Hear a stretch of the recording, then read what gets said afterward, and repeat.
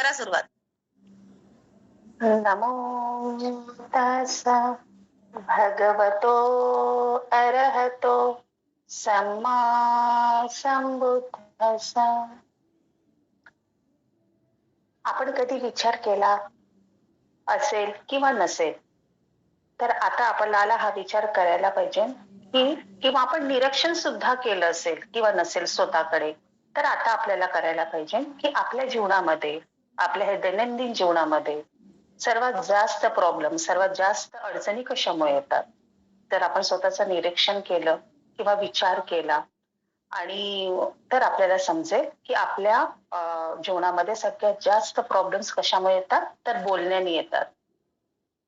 90% पेक्षा जास्त प्रॉब्लेम्स तर आपण बोललो, आपल्या बोलण्यातून येतात. आपल्या ह्या बोलण्यामुळे प्रॉब्लेम्स वाढतात. जर आपण हे बोलणं कमी केलं, आपण कमी बोललो, तर आपले हे जे 90% आहे, अबोव्ह 90% 90%च्या अबोव्ह जे प्रॉब्लेम्स येतात, तर जर आपण कमी बोललो, आपण जर प्रतिकार नाही केला, आपण कमी बोललो, तर आपल्यामध्ये अडचणीच निर्माण होणार नाही. 90% आपले जे काही उपद्रव निर्माण होतात, जे प्रॉब्लेम्स निर्माण होतात, ते उत्पन्नच होणार नाहीत. आपण काहीही बोललो, कोणी आपल्याला काही बोलत आहे किंवा 4 लोकं बोलत आहे आणि आपण तिथे काही रिप्रेझेंट होत आहोत, जिथे काही गरज नसताना सुद्धा बोलत आहोत. तर आपण काही जरी बोललो, तरी उपद्रव किंवा प्रॉब्लेम्स काय होतात? उत्पन्न होतात. काय होते बोलण्याने? आपण विचार करायला पाहिजे की का होते? काय होत असते बोलण्याने? आपण जेव्हा बोलतो, तेव्हा आपली स्मृती ही काय होते? कमी होते. कधी पण बोलताना बघाल, तर आपली प्रज्ञा, आपली स्मृती ही कमी होते. का कमी होते? कारण की आपली स्मृतीवर आपल्या लक्ष नसते, आपल्या स्वतःवर लक्ष नसते. कारण की आपण अवेअरनेस झालेलो असतो. आपण काय असतो? असचेत झालेलो असतो. आपण असचेत का असतं? कारण की बोलताना आपलं लक्ष हे दुसऱ्यांवरती असतं. कारण की आपण बोलत असताना संपूर्ण एकाग्रता आपली दुसऱ्याकडे असते. आपल्या बोलण्यावरती आपलं लक्ष राहत नाही. आणि जे बोलण्याचा आपला तीर असतो, जी कमान असते आपली, तीर असतो, ते बोलण्याचा तीर कोणावरती असतो? आपल्यावरती लक्ष नसल्यामुळे आपण जे बोलत असतो, त्या बोलण्याचा तीर दुसऱ्यावर असतो व आपल्यावरील लक्ष दूर झालेलं असतं आपल्याकडनं. कारण आपण जे बोलत असतो ते संपूर्ण दुसऱ्याला उद्देशून बोलत असतो. म्हणून आपल्याकडनं लक्ष आपलं काय झालेलं असतं? दुरावलेलं असतं, लक्ष दूर झालेलं असतं. आणि बोलण्याचा जो तीर आहे त्याचे फळ हे दुसरीकडे असते. कारण की दुसऱ्याला मिळाले असते. आपण जे काही बोलतो, आपल्या वाणीतून जे काही निघते, त्याचे जे तीर आहे, ज्याचे जे टोक आहे, ते कोणाला टोचलं जातं? ते समोरच्या व्यक्तीला टोचलं जातं. बोलताना आपल्याकडे लक्ष नसते, तर आपलं लक्ष कोणाकडे असते? दुसऱ्यांकडे असते. आणि आपण जे बोलत असतो ते चित्तातून बोलत असतो. आपली चेतना, ते जे काही आपल्या मनामध्ये असते ते वाणीमध्ये येत असतं. म्हणजे आपली चेतना त्यावेळेस काय झालेलं असतं? तीर झालेला असते. आणि आपण जेव्हा बोलत असतो, तेव्हा आपला तीर हा दुसऱ्यांकडे असतो. संपूर्ण तीर हा दुसऱ्यांकडे असते. आपल्याकडे लक्ष नसते. आणि या तीराचा जो पाठीमागचा भाग आहे तो आपल्याकडे असतो आणि पाठीमागच्या भागाकडे आपल्या कधीच लक्ष राहत नाही. कारण की तीर जो असतो, मेन जी गोष्ट असते, ती कोणाला टोचलेली असते? समोरच्या व्यक्तीला टोचत असते.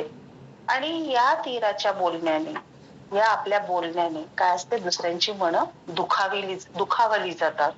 म्हणून संत म्हणतात, भगवंत म्हणतात की या वाणीवरती जेवढे आपले कंट्रोल राहील, जेवढं आपलं मौन राहील, जेवढं आपण सतेज राहू आपल्या बोलण्याप्रती, आपल्याला काय बोलायचंय, किती बोलायचंय आणि ज्या वेळेस आणि जो मुद्दा आहे त्यावरती बोलणं योग्य आहे की नाही आहे, हा आपल्यामध्ये काय राहायला पाहिजे? आपण सतेज राहिलो पाहिजे याप्रती. आपण जेव्हा बोलत असतो, दुसऱ्याला बोलत असतो, तेव्हा आपण बिलकुल सचेत नसतो. आणि आपण ज्याला बोलत असतो त्याला आपण त्या रागाच्या भरात म्हणा किंवा काही आपलं काम पण नसताना, आपल्याला बोलायचं तिथे आपला काही सब्जेक्ट पण नसताना आणि आपण तिथे बोलणार की आपण इंटरेस्ट दाखवतो बोलण्याचा. आणि या बोलल्यानंतर आपण जे काही बोलून जातो समोरच्या व्यक्तीला, आणि त्या बोलल्यानंतर आपल्याला जीवनभर त्या गोष्टीचा काय होत असतो? पश्चाताप होत असतो. परंतु पश्चाताप होत असला तरी ती वेळ काय झालेली असते, निघून गेलेली असते, ती वेळ पुन्हा येत नाही. आणि मग निघून गेलेला जो तीर असतो तो पुन्हा काही वापस येत नाही आणि त्याचे कर्म खूप बनतात. आपले सगळ्यात जास्त कर्म हे बोलण्याचे बनतात, वाचेचे बनतात. त्यामुळे भगवंत म्हणतात की जे दुःख तुम्ही दुसऱ्यांना देता ते वापस तसंच आपल्याकडे येतं. आणि जे सुख आपण दुसऱ्यांना देतो ते सुख सुद्धा वापस आपल्याकडे 1000 गुण्याने ते सुख आपल्याकडे येतं. जसं दुःख 1000 गुण्याने आपल्याकडे येतं, तर सुख सुद्धा तेवढ्याच 1000 गुण्याने आपल्याकडे येतं. म्हणून बुद्ध म्हणतात, जर आपण कोणाचं सुख नाही बनू शकलो, जर आपण कोणाचं सुख नाही बनू शकलो, तर दुःखही आपल्याला कोणाला द्यायचं नाही आहे. आपल्याला प्रयत्न करायचा आहे की जेवढं होईल तेवढं सगळ्यांना आनंद वाटायचा आहे, कारण की जेही आपण देणार आहे तेवढं 1000 गुणा ते आपल्याकडे वापस येणार आहे. त्यामुळे प्रयत्न करायचा आहे. संतगण म्हणतात, साधू म्हणतात, भगवंत म्हणतात की आपली वाणी ही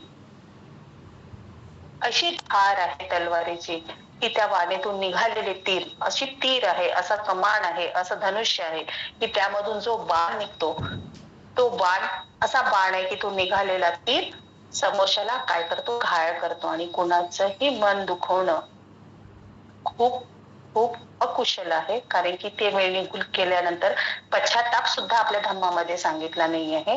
आणि मग आपण पश्चाताप करत राहतो, त्याचेही आपले काय बनत राहतात, कर्म बनत राहतात. तर आपण प्रयत्न करायचा आहे.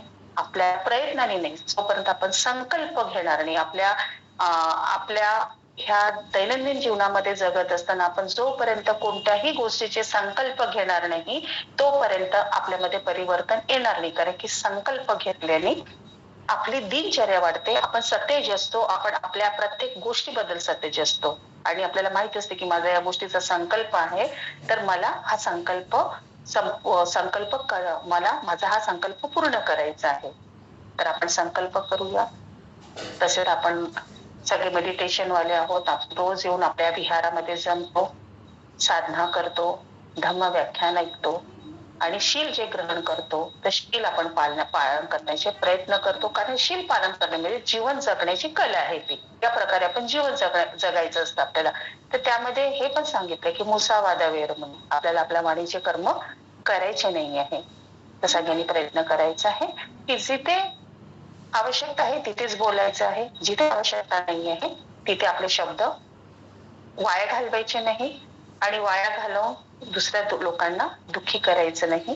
प्रयत्न करायचे जेवढे आपण मौन राहू तेवढं आपल्या साधनेसाठी ते पूरक असतं, तेवढी आपली साधना काय बनतं, प्रबळ बनते. हे व्याख्यान मी इथे समाप्त करते. साधू साधू साधू.